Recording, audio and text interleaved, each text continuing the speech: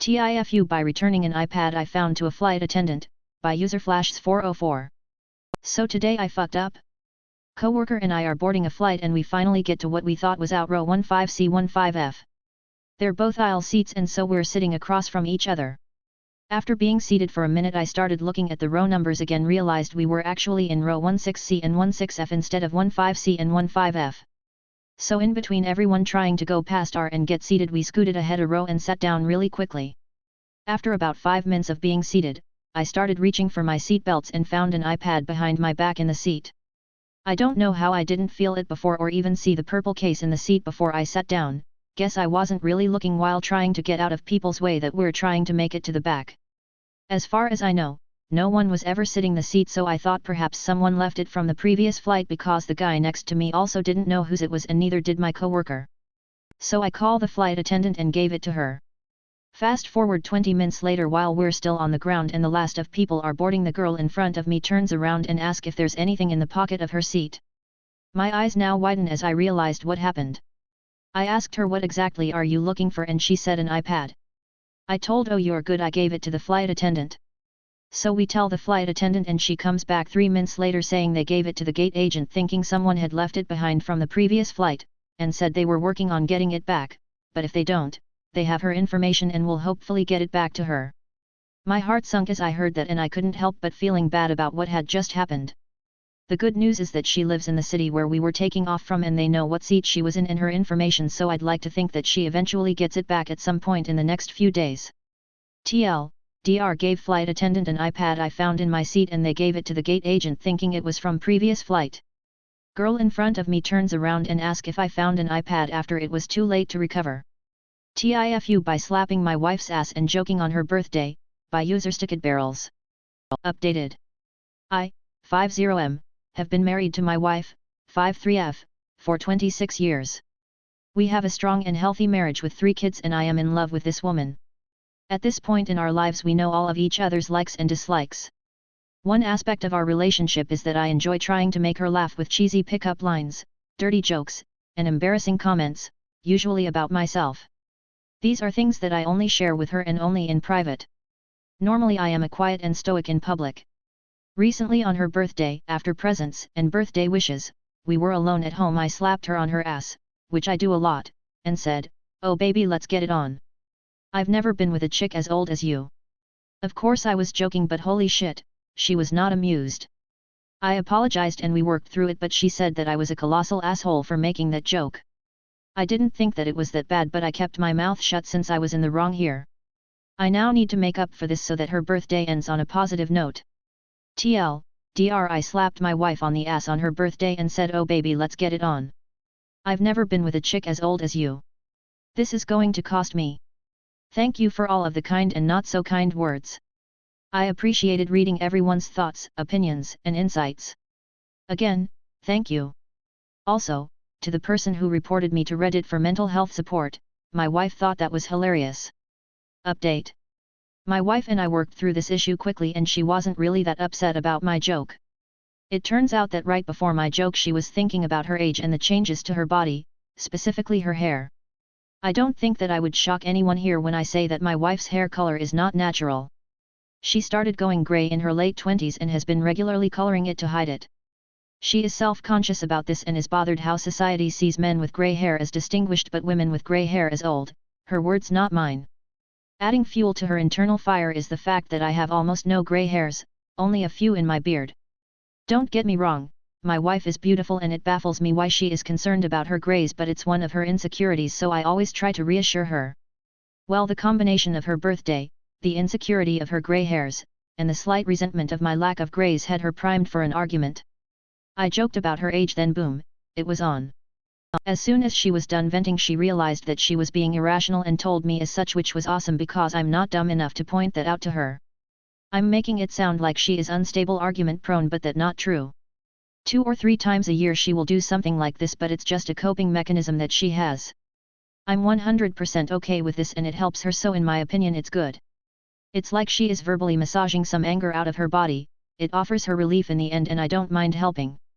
On a positive note, she has decided to embrace her grays. She is deciding on how to transition and I suggested getting a pixie cut. She had one when we were dating and I think she would look great with it. TIFU by not heating my husband's dinner for him, by user good_mornin_sunshine. My sweet grandmother brought over a Tupperware of soup. I ate half, then it sat for a week. I was running late to meet friends, so I didn't have time to dine with my husband. I reminded him about the soup and that my grandmother would ask how he liked it, so he should have it before it went bad. When I got home, I asked if he'd finally eaten it. He said he had the whole thing, but it was really gross. I agreed the soup wasn't my favorite and suggested he finish it sooner next time. When I opened the fridge to make lunch today, the soup was still in there. I got frustrated and asked my husband why he'd lie about finishing it. He insisted he had, so I pulled the soup out and confronted his lie. Wait, that's the soup? Then what did I eat? It turns out my husband finished off bone broth, that I made for my dog, with leftovers, from Thanksgiving, that I forgot to throw out months ago. Needless to say, he wished I'd tossed the broth back in December or at least had time to warm up dinner last night. TIFU by not cleaning out he fridge, and assuming my husband could tell the difference between forgotten months-old leftovers and my grandmother's cooking, and that he'd stop eating once he realized his mistake. TIFU by finding out my girlfriend of 2 years cheated on me on a girl's trip to Ibiza, by user suspicious_town_8680. Me, 18M, and my girlfriend, 18F, have been together for almost 2 years now. She kissed a guy on accident quite early on in our relationship but managed to gaslight me by being relentlessly hard on herself about it, so I forgave her. Not a problem since. She is my first everything, love, sex, kiss, everything. I am her 15th body. Third boyfriend. We love each other, or at least I love her very much. Since she is my first, I have always been kinda jealous about her guy friends or people in her DMs. Nothing has bothered me too much. Recently she admitted to having a manipulative habit. Especially on guys. So I got a bit more scared. Well, today at 2:49 AM as I am writing this and she is sleeping next to me. My thoughts got the better of me, so I started going through her IG DMs. A lot of guys hitting on her but nothing put of the ordinary except this one guy. They had been chatting while my GF was on Ibiza. Flirting, talking about kissing and meeting. My girlfriend begged this man to meet because she has been thinking about him so much. TLDR, I went through my girlfriend of 2 years' phone in suspicion of her cheating. AMD found evidence from a girl's trip a couple months back in Ibiza. That is fucked. How I can recover? Should I confront her? In that case, how? It is really messed up to go through someone's phone. Even though what she did was worse. Any advice? TIFU by spending $90,000 on Dodge Charger, by user Boulder Steelagoni 41. Or maybe TIFU be being a dumb 24-year-old. This is a classic tale of more money than sense featuring yours truly. Last year, at the ripe age of 24 and suddenly flush with cash, I thought it'd be a genius move to buy a Dodge Charger Hellcat. Not just any Charger, though I paid a whopping $90,000 for it, way above the sticker price, right when the car market was at its 2022 peak thanks to the COVID pricing bubble. Talk about timing, right? It was great, for about 2 weeks. Then I realized that this thing was eating me alive. The insurance, $800 a month. Gas, $600 plus $20 every time I floored it. That was more than my rent. Cut to last month, I'm driving home from work, take a corner too fast and boom, I've managed to total this beast. Went to my insurance, and they're only willing to cough up $55,000 for it, thanks to the muscle car market taking a nosedive. There I was, thinking I had made a smart investment, only to end up with a $35K facepalm moment. Everyone had warned me. The market's inflated, they said. You're paying way too much, they warned.